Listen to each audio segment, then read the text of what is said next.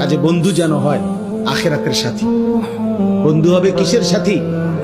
বন্ধু হবে আখিরাতের সাথী, বন্ধু হবে জান্নাতের সাথী, বন্ধু হবে নেক কাজের সাথী। ঠিক আছে ইনশাআল্লাহ? নেক কাজের। আল্লাহ কোরআনে বলছে, ওই যে আয়াত, ওই আয়াতে আল্লাহ বলছে নেক কাজের বন্ধুরা আমি আল্লাহ তাদেরকে ডাক দেব হাসরের ময়দানে, ইয়া ইবাদি, হে আমার বন্ধুগণ, বান্দাগণ, লা খাউফুন আলাইকুমুল ইয়াওমা ওয়ালা আনতুম তাহজানুন, আজকে তোমাদের কোনো ভয়ও নাই, চিন্তাও নাই।